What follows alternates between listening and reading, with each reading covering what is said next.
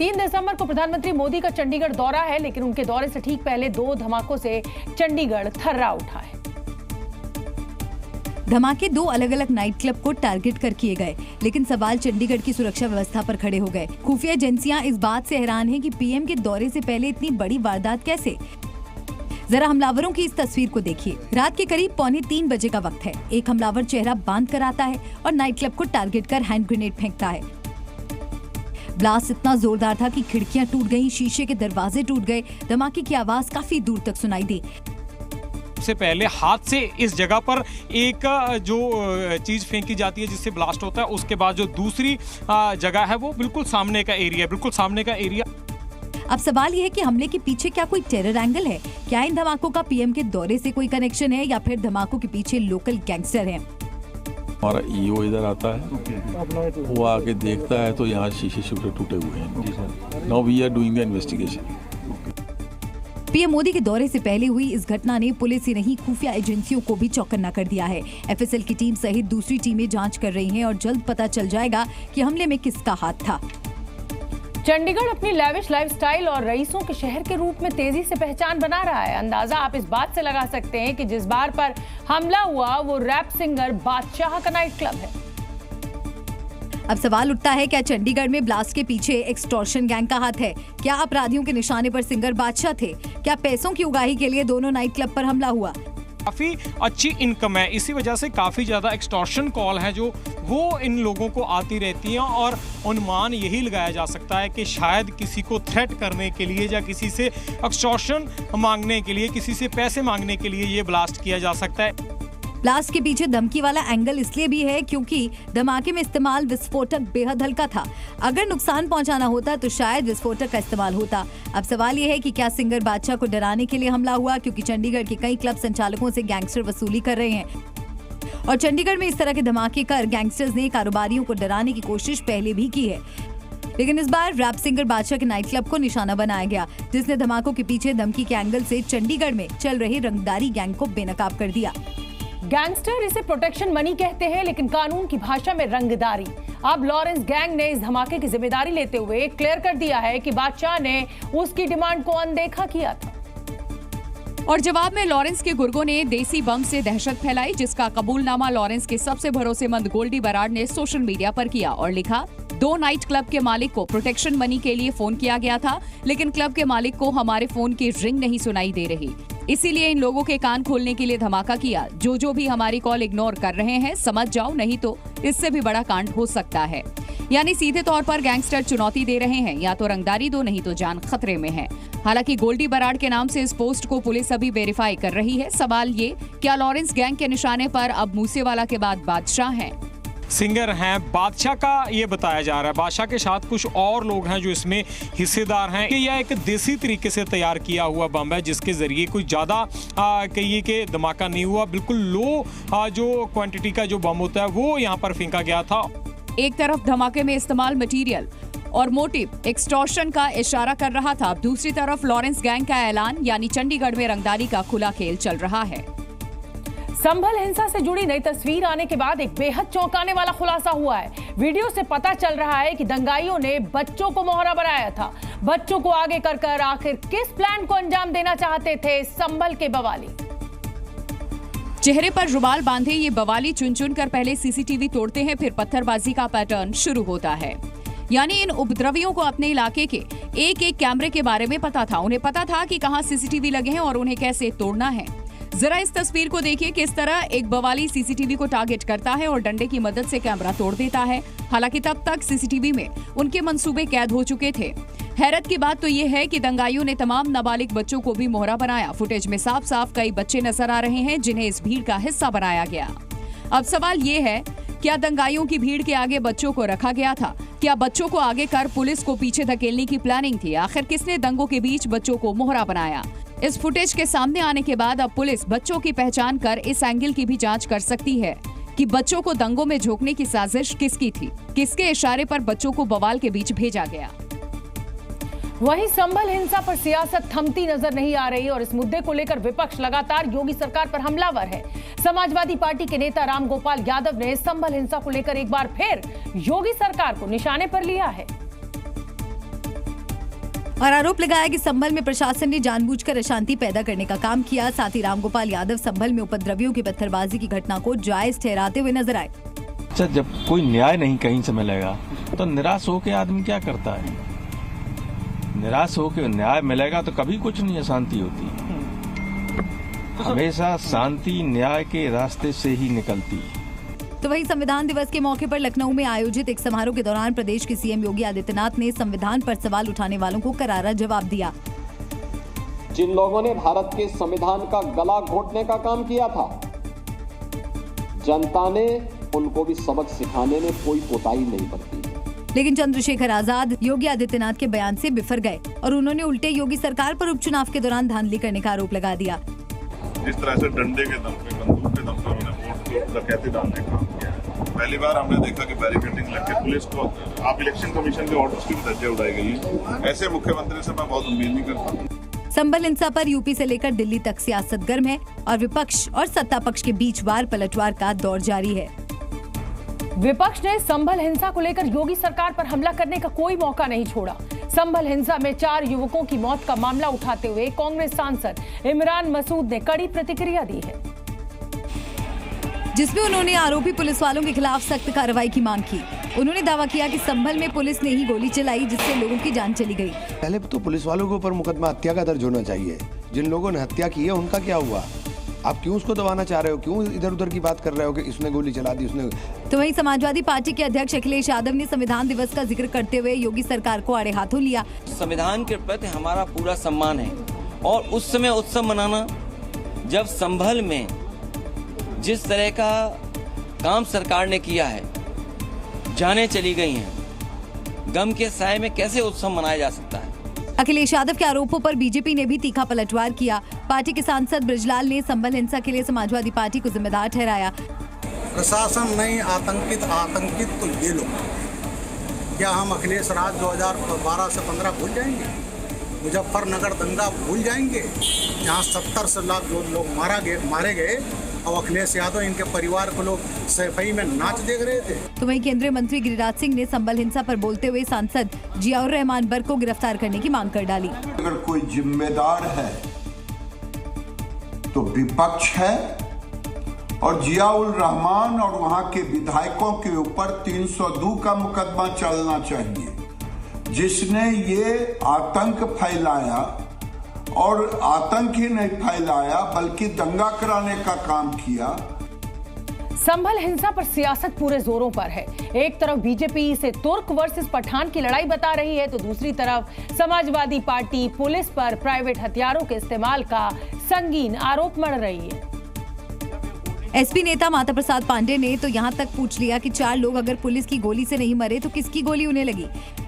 4 लड़के मारे गए और चारों एक दूसरे को मारेंगे, ये संभव है? ये पुलिस जो है अपने बचाव में ये बयान दे रही है, पुलिस अपने बचाव के लिए कुछ भी कर सकती है। इस सवाल के बाद संभल पुलिस पर कई चुनौतियां आ गई हैं। पुलिस को अब ये बताना होगा कि 4 मौतें किसकी गोली से हुई। अगर पुलिस की गोली नहीं लगी तो किसने गोली चलाई? क्या पुलिस वर्सेस दंगाई के बीच कोई तीसरी पार्टी भी थी? ऐसे तमाम सवाल सपा की तरफ से उछाले जा रहे हैं, तो बीजेपी इसे वर्चस्व की लड़ाई करार दे रही है।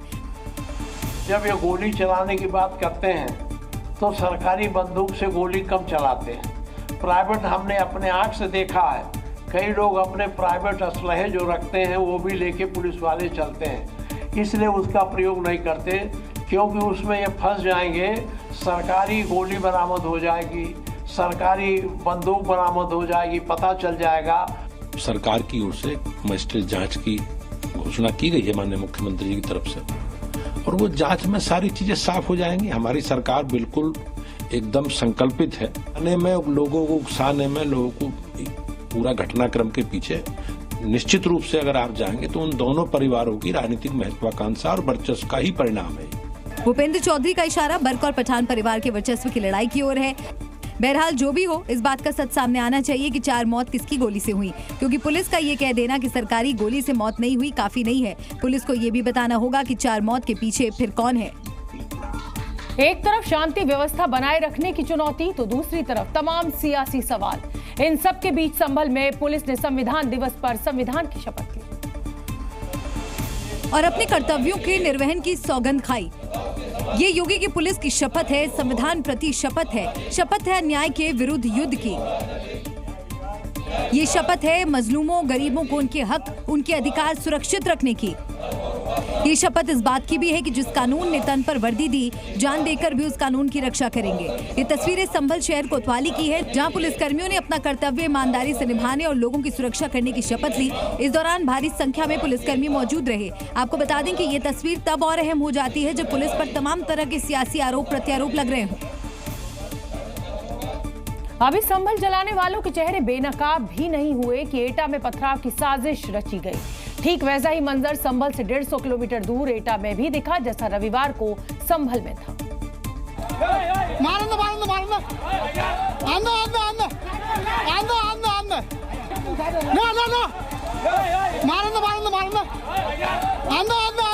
ये संभल नहीं एटा है, लेकिन इसे भी संभल बनाने की साजिश रची गई।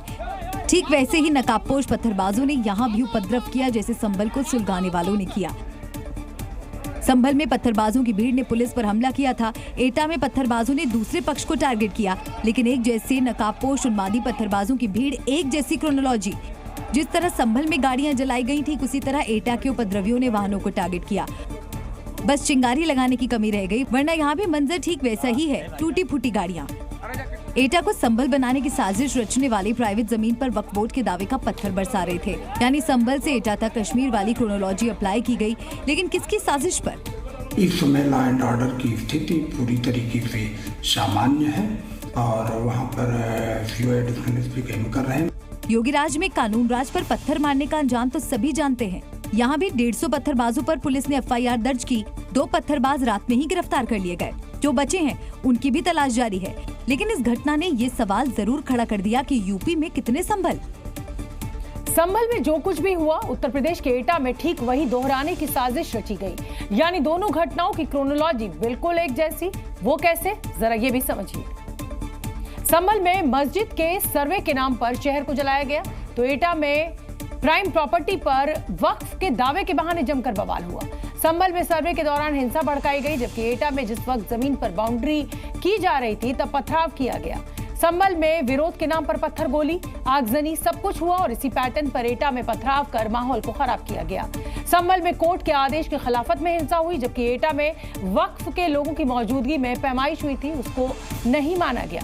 ऐसे आरोप दूसरे पक्ष पर भी लगे हैं। संभल और एटा की तरह उत्तर प्रदेश के बिजनौर में भी माहौल खराब करने की कोशिश की गई। आरोप है कि शहनवाज नाम के एक शख्स ने हिंदुओं के धार्मिक स्थल में तोड़फोड़ की, ग्राम देवता की मूर्ति तोड़ दी। जैसे ही ये खबर गांव में फैली, हिंदू समाज के लोगों का गुस्सा भड़क उठा। मामला शहर कोतवाली के डल्लापुर गांव का है। ग्रामीणों का आरोप है कि शहजाद नाम के शख्स ने देवी देवताओं का अपमान किया, ग्राम देवता की प्रतिमा को क्षतिग्रस्त कर दिया। हालांकि इस घटना के बाद ग्रामीणों ने आरोपी की जमकर पिटाई कर दी। तभी मामले की खबर पुलिस को मिली तो फौरन एक्शन भी हो गया। एक व्यक्ति ने नशे की हालत में वहां के ग्राम देवता को क्षतिग्रस्त किया। पुलिस के द्वारा तत्परता से कार्रवाई करते हुए व्यक्ति को हिरासत में ले लिया गया। यानी पुलिस सक्रियता और गांव वालों की समझदारी से बिजनौर बड़े बवाल से तो बच गया, लेकिन इस घटना ने भी कई सवाल खड़े कर दिए। एक तरफ संभल जैसा शहर जल रहा है, एटा में भारी तनाव है। उस बीच बिजनौर में इस तरह की घटना क्या किसी बड़ी साजिश का हिस्सा थी? क्या जानबूझकर माहौल खराब करने की कोशिश की गई, या शहजाद सिर्फ नशे में ऐसी गलती कर बैठा? महाराष्ट्र में मुख्यमंत्री का चेहरा कौन होगा, इस पर अभी भी सस्पेंस बरकरार है। उससे पहले एकनाथ शिंदे ने राज्यपाल से मिलकर आज मुख्यमंत्री पद से इस्तीफा दे दिया और नए सिरे से सरकार गठन की प्रक्रिया तेज हो चुकी है। उस नाम से भी जल्द पर्दा उठने वाला है, जिसे महाराष्ट्र की कुर्सी पर बीजेपी बैठाने वाली है। लेकिन सबसे बड़ा सवाल है, क्या देवेंद्र फडणवीस नए सीएम बनेंगे या कमान फिर से एकनाथ शिंदे के पास होगी? क्योंकि बीजेपी के तमाम नेता, गठबंधन के सहयोगी, यहाँ तक कि RSS भी देवेंद्र फडणवीस को मुख्यमंत्री बनाने के समर्थन में है। मुख्यमंत्री तय हो चुका है, मतलब बीजेपी हाई कमांड ने देवेंद्र फडणवीस का नाम तय किया है और देवेंद्र फडणवीस जी मुख्यमंत्री बनने वाले हैं। लेकिन एकनाथ शिंदे जी का कहना है भाई हमको और भी थोड़ा मौका दीजिए, हमने अच्छा काम किया है। लेकिन क्या एकनाथ शिंदे देवेंद्र फडणवीस को मुख्यमंत्री बनाने पर हामी भरेंगे या फिर किसी नए फॉर्मूले पर सरकार गठन की प्रक्रिया को आगे बढ़ाएंगे? हालांकि किसी भी फॉर्मूले में कितनी सच्चाई है, शिंदे गुट में क्या चल रहा है, इस पर तस्वीर साफ नहीं। लेकिन ये तो तय है कि सीएम पद की रेस में देवेंद्र फडणवीस का नाम सबसे आगे है।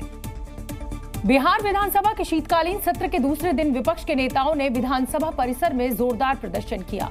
आरजेडी और लेफ्ट के विधायकों ने 65% आरक्षण लागू करने के स्मार्ट मीटर हटाने और संविधान की समीक्षा बंद करने की मांग की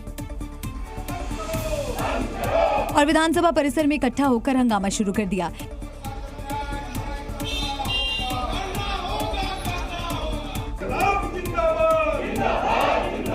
इस दौरान वहां मौजूद नेता अपने हाथों में तख्तियां लिए हुए थे और बिहार सरकार के खिलाफ नारेबाजी कर रहे थे। विधानसभा शीतकालीन सत्र का दूसरा दिन है और आरजेडी के और लेफ्ट के लोगों ने प्रदर्शन शुरू कर दिया है। इस दौरान विपक्षी विधायकों ने संविधान की समीक्षा बंद करने की मांग की। तिरंगा को नहीं मानने वाले नकपुरिया कानून यहाँ पे लाना चाहते हैं, वो हम बर्दाश्त नहीं करेंगे। आज संविधान दिवस है, आज हम उसको हर्षोल्लास से मनाना भी चाहते हैं और जो लोग समीक्षा करना चाहते हैं संविधान को, उनको हम होने नहीं देंगे। प्रदर्शन में शामिल नेताओं ने अडानी का मुद्दा भी उठाया और केंद्र सरकार पर अडानी को बचाने का आरोप लगाया। अडानी के खिलाफ गिरफ्तारी का वारंट जारी होने के बावजूद भी आज तक अडानी की गिरफ्तारी क्यों नहीं? अडानी जैसे आर्थिक अपराधी को नरेंद्र मोदी की सरकार संरक्षण दे रही है। सियासत में मुद्दे बैठे बैठे मिल जाते हैं, बस मुद्दों को उठाने वाला चाहिए। अब राहुल गांधी को ही ले लीजिए, कहां तो संविधान दिवस की 75वीं वर्षगांठ मनाई जा रही थी, लेकिन तकनीकी दिक्कत को भी वो मुद्दा बना बैठे। पहले माइक संभालते राहुल गांधी की ये तस्वीर देखिए, उन्हें समझ आ चुका है कि माइक बंद है। अब उनका कमेंट सुनिए। ऐसे ही होता है। मैं आपको बताता हूँ, जो भी इस देश में जो भी दलितों की, आदिवासियों की, पिछड़ों की, गरीबों की बात करता है, उसका माइक ऑफ हो जाता है। यानी इवेंट कांग्रेस का, लोग कांग्रेस के, लेकिन साजिश किसी और की।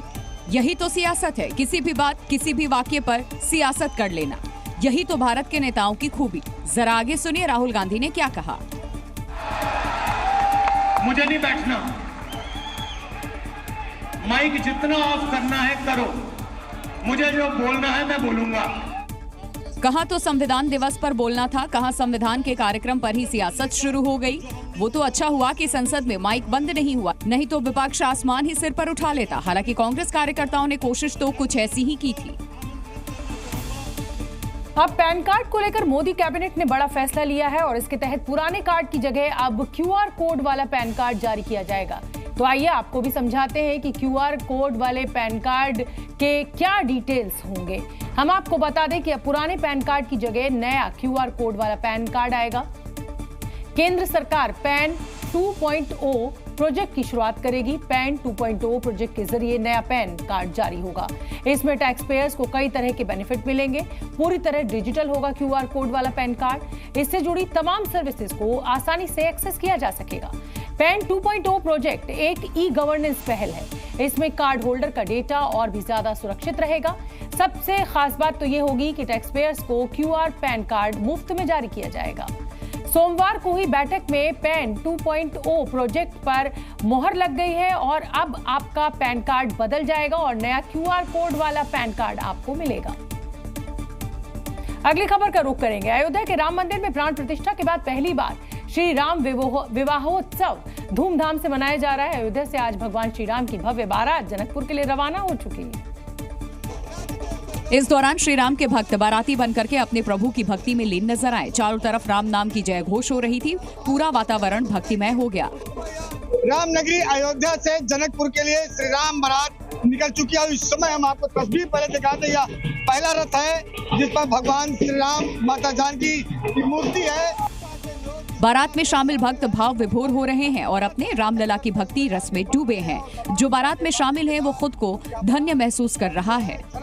हमारे श्री राम लला सरकार की आज बारात निकल रही है, जनकपुर जा रही है और आप उत्साह देख सकते हैं कितने भव्य तैयारियां हैं। सब लोग उमंग है, नाच रहे हैं। श्री राम की बारात यात्रा राम सेवकपुरम से निकल करके कार सेवकपुरम से होते हुए मणिराम दास छावनी से रामपथ पर पहुंची और यहां से धर्मपथ के रास्ते जनकपुर के लिए रवाना हुई। 3 दिसंबर को यात्रा अपने निर्धारित स्थल जनकपुर मंदिर पहुंचेगी, जहां 2 दिवसीय रस्मों को पूरा करते हुए 6 दिसंबर को बड़ी धूमधाम से विवाह उत्सव संपन्न कराया जाएगा।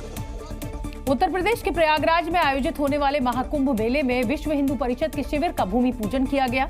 इस दौरान विश्व हिंदू परिषद से जुड़े कई साधु संत यहां मौजूद रहे,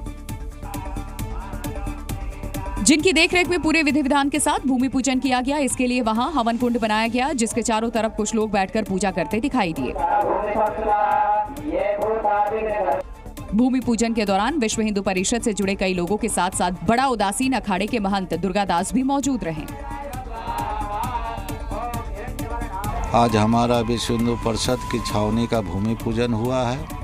विश्व हिंदू परिषद विश्व के हिंदुओं के रक्षार्थ के लिए, देश की सुख समृद्धि के लिए, सुख शांति के लिए, देश की रक्षा के लिए वचनबद्ध है।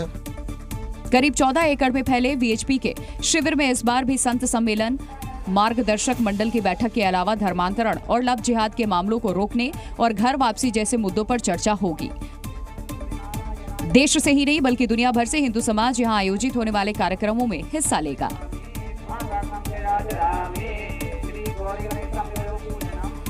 प्रयागराज महाकुंभ में सुरक्षा इंतजामों के लिए आधुनिक उपकरणों को परखा जा रहा है।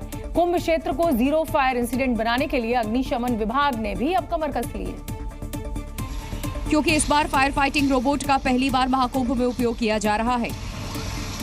ये रोबोट्स नई तकनीक से आग बुझाने के लिए एक्सपर्ट माने जाते हैं। ये संकरी और तंग गलियों में जहां दमकल विभाग की गाड़ियां और कर्मी नहीं घुस पाते हैं, वहां आसानी से जाकर आग पर काबू पा सकेगा। इस दौरान एडीजी ने मेला क्षेत्र में आग की घटनाओं पर तत्काल काबू पाने वाले अत्याधुनिक उपकरणों की ग्रैंड रिहर्सल भी देखी और तैयारियों पर हामी भरी। उन्होंने बताया कि इस बार हमारी कोशिश महाकुंभ को जीरो फायर इंसिडेंट बनाने पर है। इसके बावजूद यदि कहीं कोई दुर्घटना होती है तो विभाग की तरफ से अत्याधुनिक उपकरणों के जरिए पल भर में आग पर काबू पाया जा सकेगा। साथ ही फायर ब्रिगेड टीम को भी जरूरी निर्देश दिए और कहा, टेंट में लगने वाले कनेक्शन की वायरिंग को जांच ले और पंडालों को मानकों के अनुसार अग्निशमन सेवाएं उपलब्ध कराई जाए। इसके साथ ही फायर प्रिवेंशन पर विशेष ध्यान देने के लिए भी निर्देश दिया गया। पाकिस्तान में इमरान खान की आजादी के समर्थन में चिंगारी भड़क चुकी है। बुशरा बीवी के इशारों पर इस्लामाबाद में कोहराम मचा हुआ है। अब तो पुलिस भी अंधाधुंध फायरिंग करने लगी है,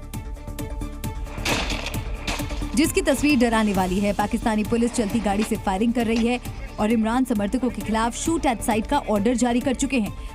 सड़कों पर तांडव मचाने वाले प्रदर्शनकारियों को खदेड़ने के लिए पुलिस एक्शन में है। सड़कों पर जाम लगाने वालों को रौंदने की कोशिश हो रही है, जिसकी तस्वीर बेहद खौफनाक है। बुशरा बीबी के नेतृत्व में प्रदर्शनकारी इमरान खान को बिना वापस लिए जाने को राजी नहीं, तो पाकिस्तानी पुलिस भी पीछे नहीं हटने को तैयार। पाकिस्तान के कैदी नंबर 104 को रिहा करने की मांग पाकिस्तान के हर कोने से हो रही है। इमरान खान के समर्थक अब नदी के रास्ते इस्लामाबाद पहुंच चुके हैं। इमरान की जिहादी फोर्स जिद पर अड़े हैं, लेकिन बुशरा बीबी की ये जिद पाकिस्तान को नरकिस्तान बनाने के लिए काफी है। पाकिस्तान में बुशरा बीबी का बवंडर अभी थमने वाला नहीं है। पति इमरान खान को छुड़ाने के लिए वो इस्लामाबाद में डेरा डाल चुकी हैं, जिससे शहबाज सरकार के होश उड़े हुए हैं। और इमरान खान की पत्नी समर्थकों में जोश भरने के लिए उनके बीच पहुंच चुकी हैं। लाउडस्पीकर पर गाने बजाए जा रहे हैं और नारे लग रहे हैं। बुशरा के इस यलगार का असर ये हुआ कि प्रदर्शनकारियों की जमात सड़कों पर आ गई और चारों तरफ गोलियों की बौछार के बाद धुएं का गुबार उठने लगा। पाकिस्तानी फौज की तरफ से इतनी गोलीबारी हुई कि सड़कों पर बुलेट के खोखे बिछ गए, जिसे एक प्रदर्शनकारी समेटता नजर आया। पाकिस्तानी पुलिस की गोलियों से नहीं डरने वाले ये समर्थक पीटीआई के हैं। पार्टी के नेता इमरान खान समेत 3000 से ज्यादा कार्यकर्ता जेल में बंद हैं, जिन्हें रिहा करवाने के लिए जेल तोड़ो अभियान पर कूच कर चुके हैं। बुशरा बीबी ने साफ कह दिया है कि इस्लामाबाद की ओर मार्च तब तक जारी रहेगा जब तक खान और अन्य राजनीतिक कैदियों की जेल से रिहाई नहीं हो जाती। अब सवाल है कि क्या पाकिस्तान में कुछ बड़ा होने वाला है? क्या पाकिस्तान की सड़कों पर लाशें बिछने वाली हैं, जिसकी आशंका पर अमेरिका ने भी नसीहत दी है। फिर ये अगले आधे से पौने घंटे में, क्योंकि जिस तरह पाकिस्तान की सियासत में शुरू हुआ बवाल थमने का नाम नहीं ले रहा है। इमरान समर्थक और शहबाज की फौज में टशन एक्शन में बदल चुका है और अब उसकी चक्की में पाकिस्तानी आवाम पिस रही है। पाकिस्तानी हुक्मरानों ने इन्हें रोकने के लिए भारी संख्या में पुलिस और सेना के जवानों की तैनाती कर रखी है। बावजूद इसके इमरान के हजारों समर्थक भारी सुरक्षा बलों की तैनाती के बावजूद मर मिटने को तैयार हैं। इस बीच प्रदर्शनकारियों के खिलाफ कार्रवाई को लेकर अमेरिका ने पाकिस्तान के अधिकारियों को नसीहत दे डाली। अमेरिका ने कहा, अधिकारी मानवाधिकारों और मौलिक स्वतंत्रता का आदर करें। यानी अमेरिका की तरफ से भी पाकिस्तानी हुक्मरान को साफ साफ संदेश दिया जा चुका है। लेकिन जो भीड़, जो हिंसा इस्लामाबाद की सड़कों पर है, वो फिलहाल थमने वाला नहीं है। बांग्लादेश में इस्कॉन के पुजारी चिन्मय्या कृष्णदास की गिरफ्तारी के बाद से बवाल मचा हुआ है। हिंदू संगठन जगह जगह प्रदर्शन कर रहे हैं और ऐसा लग रहा है कि संत यूनुस की सत्ता हिला देंगे। ये देखिए, बांग्लादेश के हिंदू हाथ में बैनर लेकर संत चिन्मय कृष्णदास की गिरफ्तारी का विरोध कर रहे हैं और विरोध की ये आग पूरे बांग्लादेश में फैल चुकी है। चटगांव में सोमवार को इस्कॉन पुंडरीक धाम के अध्यक्ष चिन्मय कृष्णदास को गिरफ्तार कर लिया गया था। इसके बाद से हालात बिगड़ते जा रहे हैं। गिरफ्तारी के विरोध में हजारों लाखों हिंदू सड़कों पर उतर आए और यूनुस सरकार के खिलाफ जमकर हल्ला बोला।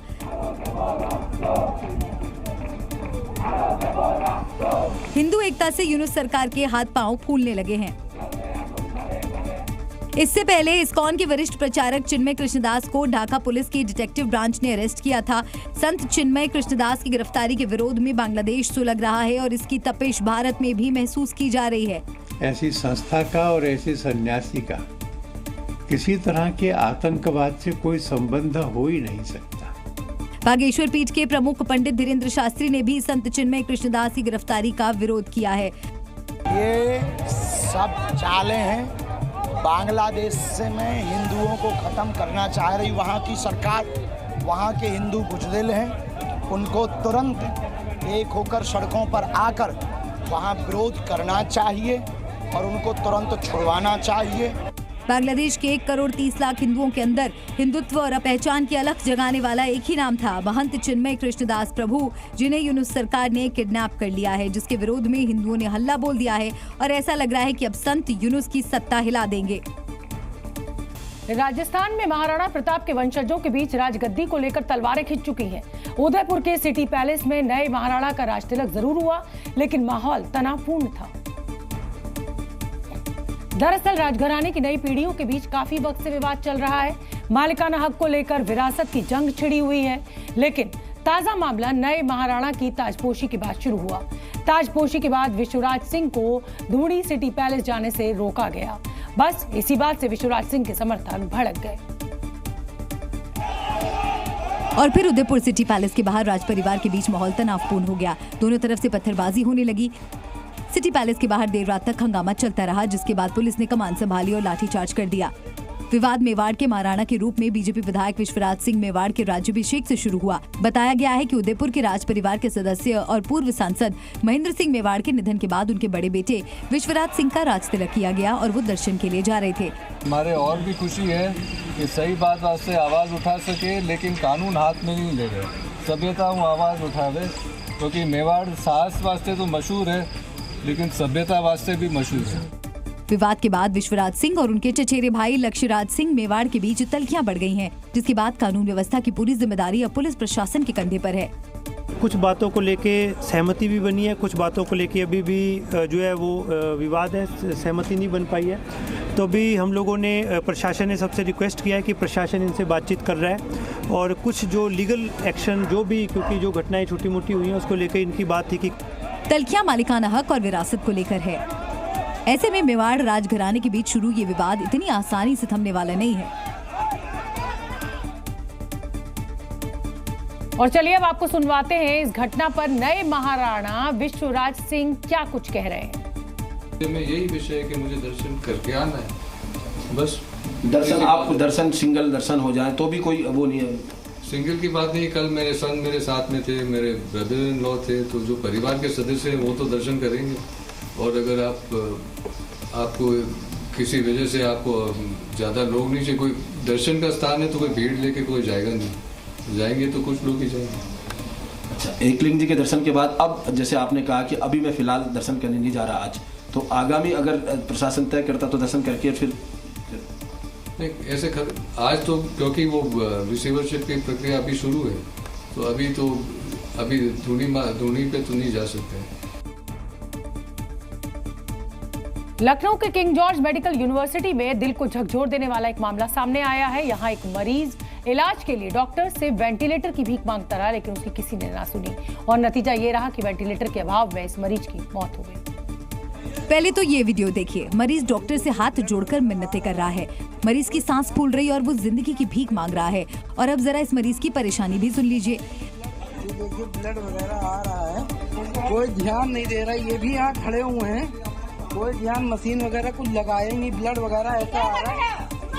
सुनिए अभी भगवाएंगे, रुको। मरीज के परिजन डॉक्टरों पर इलाज में लापरवाही का आरोप लगा रहे हैं। आरोप है कि वेंटिलेटर की सुविधा न मिलने से मरीज की मौत हो गई।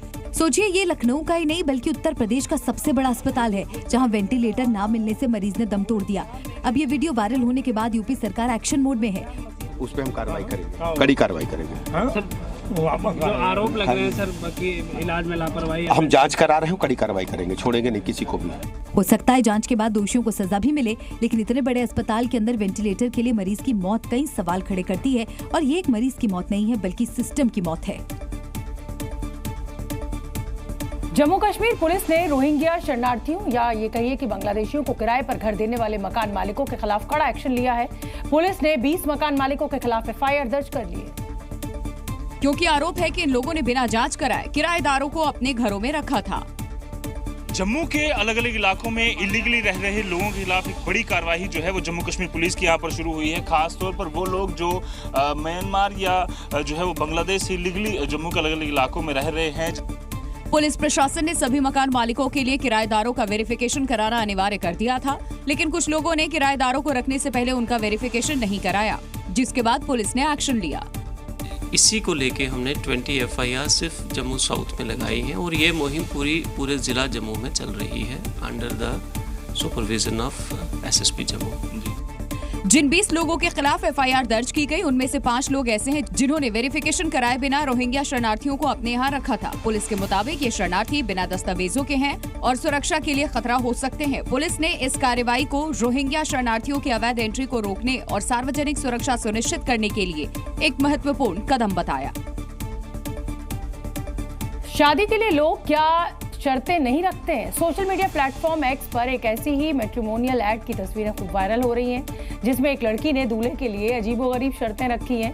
एड के मुताबिक 30 साल की उम्र की एक लड़की को 25 से 28 साल के बीच के सिंगल चाइल्ड दूल्हे की तलाश है।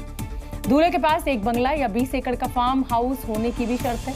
एड में लड़की को एजुकेटेड और फेमिनिस्ट बताया गया है, जिसके छोटे बाल और पियर्सिंग है।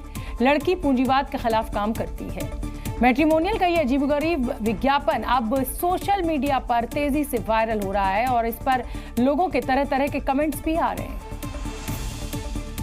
अगली खबर का रुख करेंगे। बागेश्वर पीठ के प्रमुख पंडित धीरेन्द्र शास्त्री की सनातन हिंदू पदयात्रा जारी है और इस दौरान कई रोचक तस्वीरें सामने आ रही हैं। इस बीच द ग्रेट खली और दमोह के खली की मुलाकात बाबा बागेश्वर ने करा दी। बाबा बागेश्वर के सामने ही द ग्रेट खली ने दमोह के खली के बालों का टेस्ट लिया। खली ने बद्री के बालों को पकड़कर उठाया और उन्हें शुभकामनाएं दी। ये देखिए, खली ने दमोह के खली को किस तरह बालों से पकड़कर उठा लिया। दमोह के खली का ये टेस्ट सोशल मीडिया पर जमकर वायरल हो रहा है। दरअसल बद्री विश्वकर्मा दमोह के खली के रूप में फेमस हैं। सोमवार को जब पदयात्रा में द ग्रेट खली शामिल हुए तो पंडित धीरेन्द्र शास्त्री ने ग्रेट खली से बद्री की भेंट करा दी। इस दौरान खुद बाबा भी मौजूद थे। हिंदुओं को जोड़ने के लिए निकली बाबा बागेश्वर की पदयात्रा छतरपुर से होते हुए यूपी में प्रवेश कर गई है। धीरेन्द्र शास्त्री की ये यात्रा 3 दिनों तक झांसी जिले में रहेगी। इस यात्रा में बॉलीवुड एक्टर संजय दत्त और पूर्व रेसलर पहलवान द ग्रेट खली भी शामिल हुए। यात्रा में ग्रेट खली ने कहा कि हिंदुओं एक हो जाओ, वरना हम सब का हाल भी बांग्लादेश जैसा होगा। हैदराबाद से एक हैरान कर देने वाली खबर सामने आई है। बताया जा रहा है कि वहां एक छात्र की पूरियां खाने की वजह से मौत हो गई और ऐसा इसलिए हुआ क्योंकि उस छात्र ने एक साथ 3 से ज्यादा पूरियां खा ली, जिसके बाद दावा किया गया कि दम घुटने से उस छात्र की मौत हो गई, जिससे वहां हड़कंप मच गया। जानकारी के मुताबिक हैदराबाद के एक स्कूल में लंच ब्रेक के दौरान 6ठी कक्षा में पढ़ने वाले 11 वर्षीय छात्र ने एक बार में 3 से ज्यादा पूरियां खा ली, जिसके बाद उसे सांस लेने में दिक्कत हुई। इस बात की जानकारी मिलते ही स्कूल के कर्मचारियों के हाथ पांव फूल गए और उन्होंने इलाज के लिए तुरंत उस छात्र को पास के ही एक अस्पताल में भर्ती करवाया, लेकिन डॉक्टरों ने बेहतर इलाज के लिए उसे दूसरे अस्पताल में रेफर कर दिया। बच्चे को दूसरे अस्पताल में ले जाया गया, जहाँ डॉक्टरों ने जाँच के बाद उसे मृत घोषित कर दिया। इस हादसे के बाद न सिर्फ स्कूल बल्कि पूरे इलाके में हड़कंप मच गया। बाद में छात्र के परिवार वालों ने पुलिस में शिकायत दी, जिसके बाद पुलिस मामले की छानबीन में जुट गई। वहीं इस घटना ने सबको हैरान कर दिया। ये घटना उन लोगों के लिए सबक है जो जल्दबाजी में खाना खाते हैं, क्योंकि इस घटना से साफ पता चलता है कि भोजन करते समय जल्दबाजी करना कितना खतरनाक हो सकता है। उत्तर प्रदेश के मुरादाबाद में हुए एक हादसे में वहां मौजूद 4 लोगों की जान बाल बाल बची। ये हादसा तब हुआ जब रिवर्स करते वक्त एक ट्रक स्टैंड पर बैठे लोगों पर चढ़ गया। हालांकि अच्छी बात यह रही कि इस हादसे में सभी लोगों की जान बच गई, क्योंकि ट्रक के पास आते ही वहां मौजूद लोग वहां से दूर हट गए।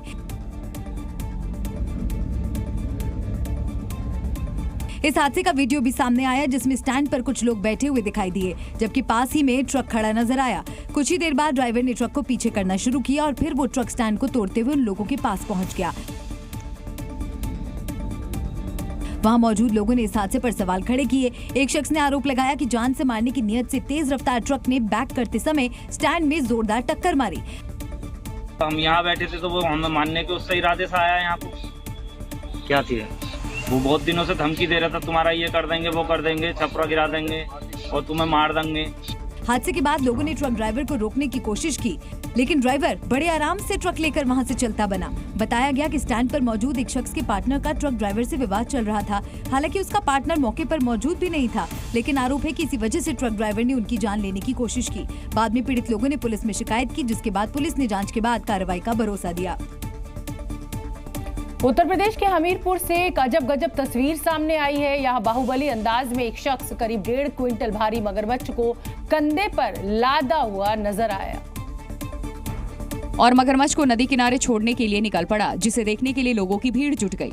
हालांकि मगरमच्छ के हमले से बचने के लिए उसके मुंह को बांध दिया गया था, लेकिन जिस तरह शख्स ने हिम्मत दिखाई वो काबिले तारीफ है। बताया गया हमीरपुर के ललपुरा में लोग कई दिनों से मगरमच्छ की दहशत में थे, क्योंकि ये पालतू जानवर को भी अपना शिकार बना चुका है। ऐसे में जब वन विभाग को इसकी जानकारी हुई तो टीम ने मगरमच्छ का सफल रेस्क्यू कर दिया और फिर गांव से दूर यमुना नदी में इसे छोड़ दिया गया, जिसके बाद गांव वालों ने राहत की सांस ली। उत्तर प्रदेश के उन्नाव में अंग्रेजों के जमाने का एक पुल अचानक गंगा नदी में समा गया। इस पुल का निर्माण वर्ष 1874 में हुआ था। ये देखिए, पुल का एक हिस्सा नदी में टूटकर गिर चुका है। इस बीच कुछ लोग टूटे पुल के एक छोर पर खड़े होकर वीडियो बना रहे हैं। गंगा नदी पर बना ये पुल अंग्रेजों के जमाने का है, जो कानपुर और उन्नाव को जोड़ता था, लेकिन मंगलवार सुबह पुल का एक हिस्सा अचानक गंगा नदी में गिर गया। गनीमत रही कि पुल पर यातायात बंद होने से बड़ा हादसा टल गया। कानपुर उन्नाव को जोड़ने वाला ये पुल कभी लोगों की लाइफ लाइन था। हजारों लोग इसी पुल के जरिए रोज आवागमन करते थे, लेकिन वर्ष 2021 में पुल जर्जर होने के कारण इस पर यातायात बंद कर दिया गया था। इस पुल को करीब 150 साल पहले अंग्रेजों ने गंगा नदी पर बनवाया था, जो अब गंगा में समा चुका है। और चलिए अगली खबर का रुख करेंगे। अब हम आपको द बर्निंग कार दिखाते हैं। पंजाब के कपूरथला में एक कार अचानक धू-धू कर जल उठी, जिसके बाद आसपास अफरा तफरी मच गई। ये देखिए, सड़क पर खड़ी कार धू-धू कर जल रही है। आसपास सैकड़ों लोगों की भीड़ है, लेकिन कोई आग बुझाने की हिम्मत नहीं कर रहा। जानकारी के मुताबिक रात करीब 9:30 बजे सुल्तानपुर लोधी रोड पर यह हादसा हुआ। एक होटल के नजदीक खड़ी i20 कार में अचानक आग लगी और वो धधक कर जल उठी। सूचना के बाद मौके पर पहुंची फायर ब्रिगेड की टीम ने 1 घंटे की मशक्कत के बाद आग पर काबू पाया। कार में आग कैसे लगी अभी ये जांच का विषय है, लेकिन इस हादसे में कार पूरी तरह से जल गई है। जी न्यूज़।